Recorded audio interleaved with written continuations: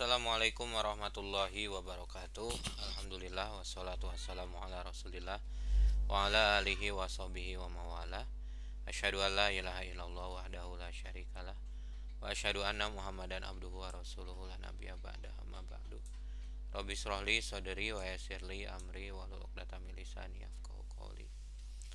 Kepada sahabat taklim dimanapun berada, alhamdulillah pada kesempatan kali ini kita dapat berjumpa kembali di Taklim Ilmiah untuk membaca kembali hikmah-hikmah yang terkandung dalam kitab Al-Hikam.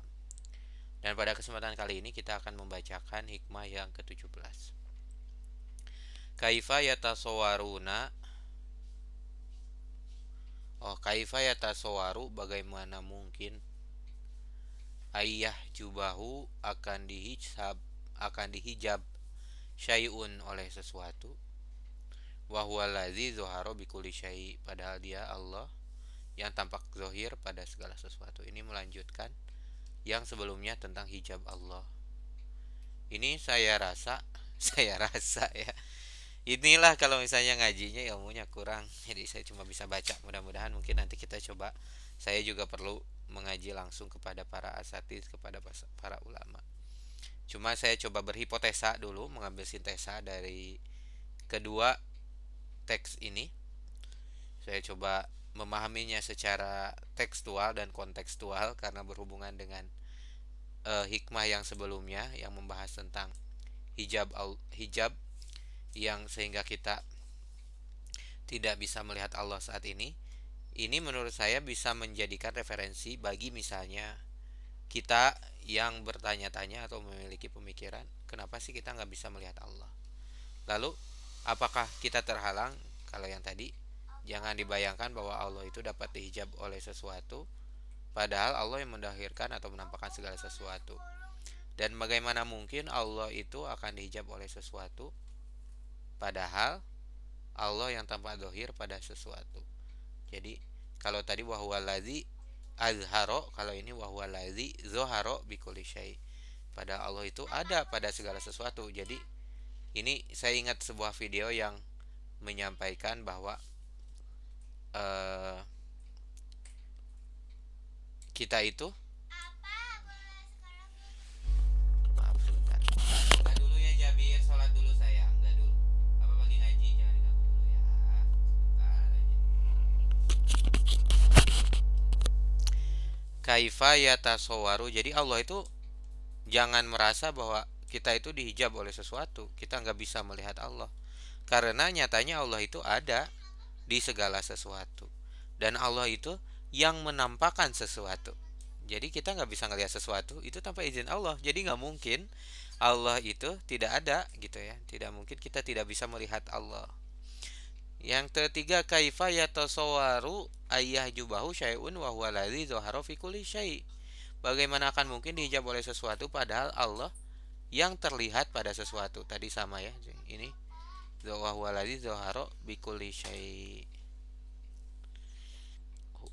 Ayyah jubahu, kalau ini perbedaannya apa ya? Allahu Akbar. Sebentar ya, ini anak-anak. Abang lagi ngaji dulu sayang, jangan ganggu apapun. Mau kemana? Abang lagi ngaji dulu, nanti nyetrum ya.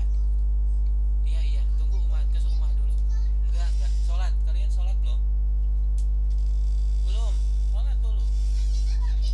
Iya udah, tunggu Umar di sana, jangan ganggu aku dulu. Lagi ditahin, Umar di sana.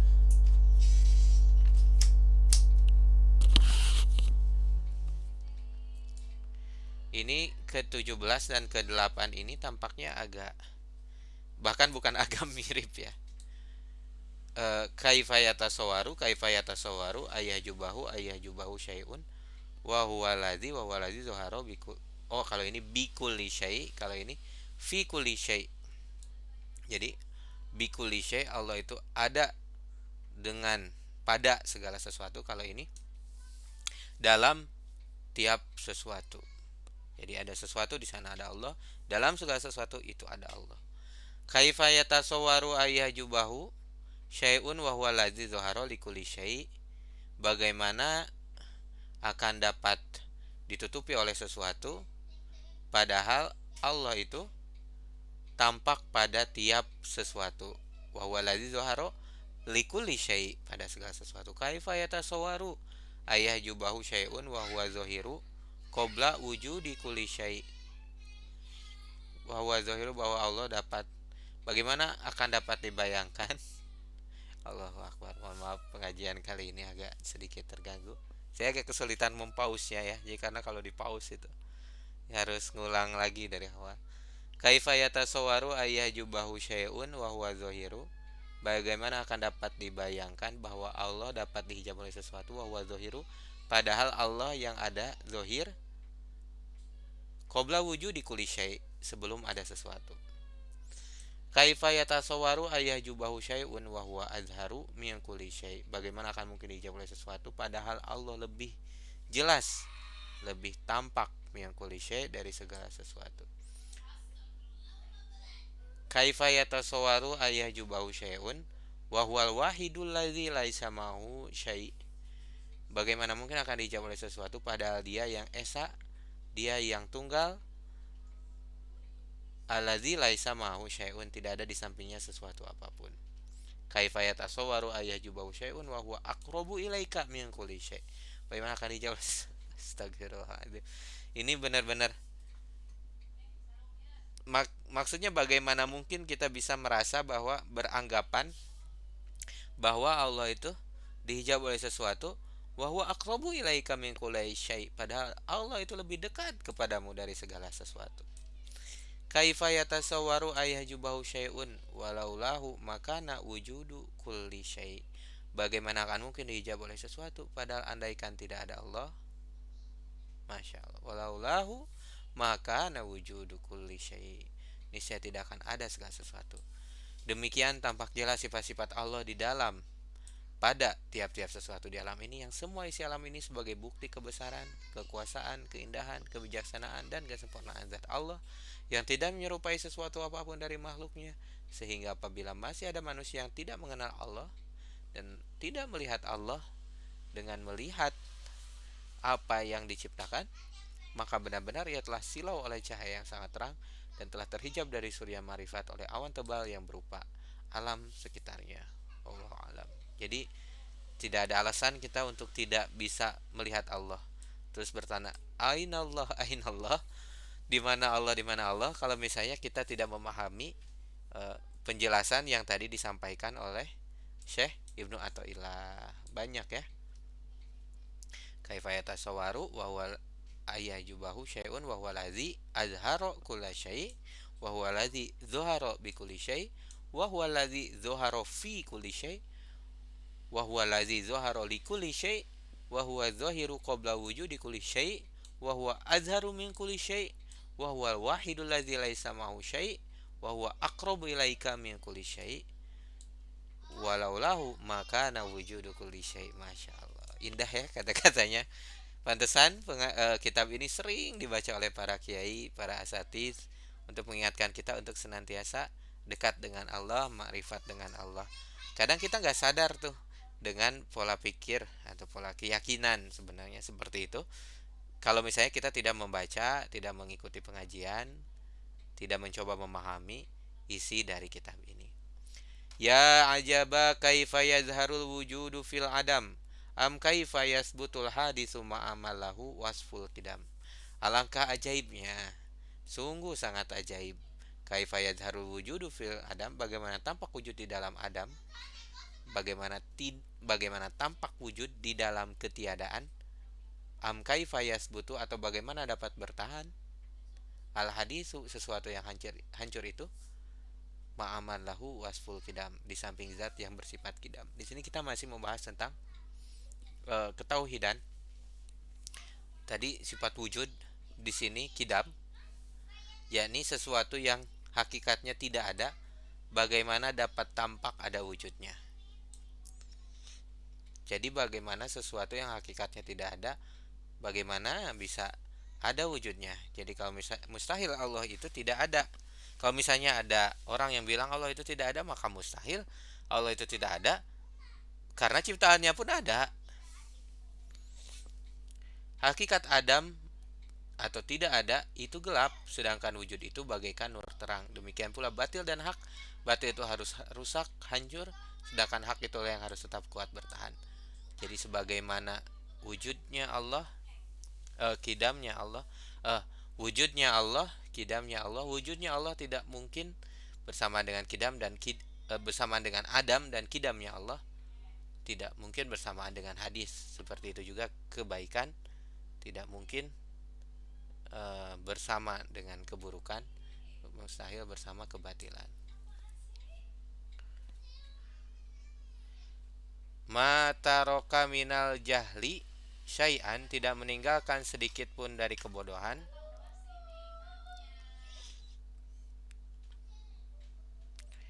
Man aroda ayyuhdisa fil waqti goiro ma azharahullahu fi.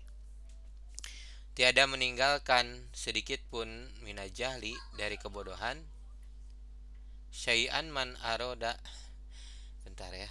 Kadang ngaji al-hikam ini harus tenang. Saya suka bilang kadang, bukan kadang. Saya rasa mesti kalau ngaji al-hikam ini mesti tenang, dan belajar apapun juga sama, supaya kita bisa memahami maksud dari apa yang terkandung di dalam kitab ini. uh, Kebetulan di rumah saya agak sedikit aktif, jadi mari kita membaca istighfar dulu. Astagfirullahaladzim, astagfirullahaladzim, mata roka minal jahli, tiada meninggalkan sedikit pun dari kebodohan. Syai'an man aroda ayuhdisa fil waqti ghairo ma azharahullahu fi. Siapa yang berusaha akan mengadakan sesuatu dalam suatu masa selain dari apa yang dijadikan oleh Allah di dalam masa itu. Jadi tiada meninggalkan sedikit pun dari kebodohan, maka dia ada di dalam kebodohan. Siapa orang yang ada dalam kebodohan itu? Yang berusaha mengadakan sesuatu dalam suatu masa selain dari apa yang dijadikan oleh Allah di dalam masa itu. Jadi merupakan sebuah kebodohan kalau misalnya kita ingin menciptakan sesuatu yang Allah saja tidak berkehendak, Allah pun tidak berkehendak, Allah pun tidak berkehendak untuk menjadikannya di masa itu. Sungguh amat bodoh seseorang yang akan mengadakan sesuatu yang tidak dikehendaki oleh Allah Subhanahu wa taala.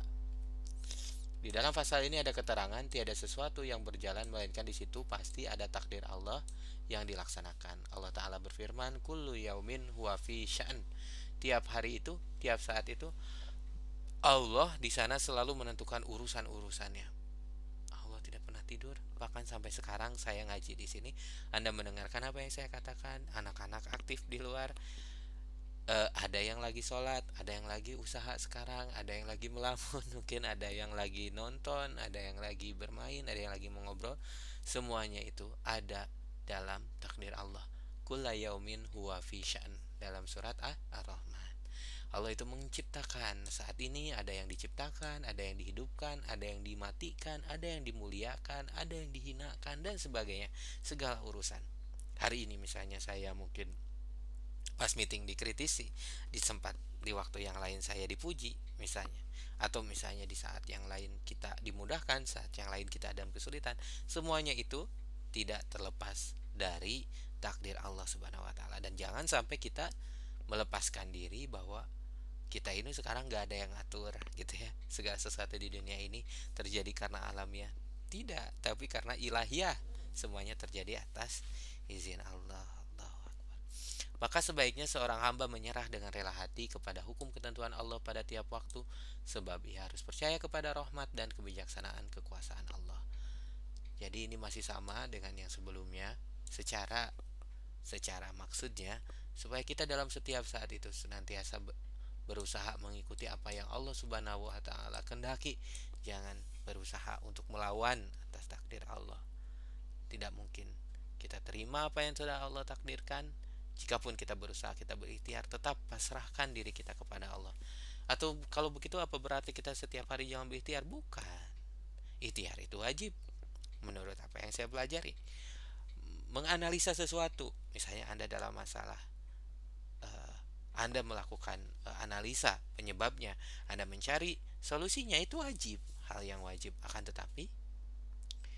tetapi jangan sampai apa yang Anda lakukan, ikhtiar yang Anda lakukan, pemikiran yang Anda lakukan, itu membuat Anda sombong, membuat Anda ingin merubah takdir Allah. Anda lupa bahwa segala sesuatu itu sudah Allah kehendaki. Jadi temani dengan zikir, temani dengan makrifat, temani dengan uh, kesadaran bahwa sesuatu itu, segala sesuatu itu Allah Subhanahu wa taala telah uh, apa? Allah Subhanahu wa taala telah tentukan. Baik, kita lanjutkan pada yang terakhir, hikmah yang terakhir. Ihalatu kal a'mala ala wujudil farogi min ru'unatin nafsi. Menunda amal perbuatan atau amal kebaikan karena menantikan kesempatan yang lebih baik itu adalah sesuatu tanda kebodohan yang mempengaruhi jiwa. Menunda amal perbuatan, ihalatuka la mala, menunda amal perbuatan atau kebaikan ala wujudil farogi karena menantikan kesempatan yang lebih baik, min ru'unati nafsi, sesuatu tanda kebodohan yang mempengaruhi jiwa. Jadi jangan sampai kita menunda amal perbuatan kebaikan berharap ada kesempatan yang lebih baik. Misalnya saya masih kerja nih jadi karyawan, waduh saya nanti aja deh puasanya kalau misalnya udah pensiun misalnya, atau nanti deh puasanya kalau udah dapat kerjaan yang lebih ringan. Jangan, kalau misalnya sekarang bisa maksimalkan. Anda yang mungkin sedang sibuk, Anda yang, atau misalnya saya masih single, nanti deh belajar tentang pendidikan anak itu setelah menikah. Enggak kayak gitu. Jangan mengharapkan sesuatu kesempatan yang lebih baik karena itu belum tentu. Manfaatkan kesempatan yang ada sekarang. Itu adalah tanda kenapa kita tidak boleh seperti itu. Itu adalah tanda kebodohan. Min ru'unati nafsi. Itu adalah tanda kebodohan yang mempengaruhi jiwa. Kebodohan itu bisa disebabkan oleh mengutamakan duniawi, pada Allah berfirman, bal tu'sirunal hayata dunya wal akhiratu khairu wa abqa. Kamu lebih mengutamakan kehidupan dunia, padahal akhirat itu lebih baik dan kekal selamanya. Yang kedua, penundaan amal itu kepada masa yang ia sendiri tidak mengetahui apakah ia akan mendapatkan kesempatan itu, atau kemungkinan ia dilanda oleh ajal atau mati yang telah menantikan masanya. Jadi kebodohan itu bisa disebabkan oleh terlalu fokus pada duniawi, bisa karena terlalu bisa malah kita ditunda-tunda, tak tahunya kita didahului oleh ajal. Yang ketiga, kemungkinan azam, niat dan hasad itu menjadi lemah dan berubah seiring waktu. Niatannya itu malah melemah gitu ya, malah berubah. Jadi jangan jangan nunda kebaikan. La tu ajil ilal god ma yumkinuka anta malahul yaum. Jangan menunda sampai besok apa yang dapat engkau kerjakan hari ini. Itu kata pujangga. Waktu saminun fala tudayyihu illa fin nafsi illa fi nafis. Waktu sangat berharga, maka jangan kau habiskan kecuali untuk sesuatu yang berharga. Subhanallah kah. Di pertemuan kita malam hari ini ada begitu banyak makna yang bisa kita pahami, ada begitu banyak ilmu yang bisa kita pelajari. Yang pertama tadi, jangan sampai kita merasa terhijab oleh Allah karena Allah ada di sekeliling kita. Tanda-tanda adanya Allah ya ada pada wahwaladzi azharu kulla syai wahwaladzi zaharu bikulli syai, dan yang terakhir tadi wahwa uh, ayah jubahu syai'un walaulahu maka nawujudu kulli syai. Tanpa adanya Allah tidak adanya alam, tidak adanya kita, tidak ada segala sesuatu. Masalah pun tidak ada kalau tidak ada Allah. Jadi mustahil Allah itu tidak ada. Yang kedua tadi, jangan campurkan kebaikan dan keburukan. Dan yang terakhir tadi, jangan sampai kita menjadi orang yang bodoh ya, yang berusaha mengubah takdir tanpa memohon pada kehendak Allah, karena segala sesuatu itu pasti terjadi karena atas kehendak Allah. Dan yang ke-26 tadi yang terakhir, jangan menunda-nunda amal perbuatan sampai ada kesempatan yang lebih baik atau suatu kebodohan, dan karena sifat seperti itu adalah tanda kebodohan yang mempengaruhi jiwa. Terima kasih atas perhatiannya. Wassalamualaikum warahmatullahi wabarakatuh.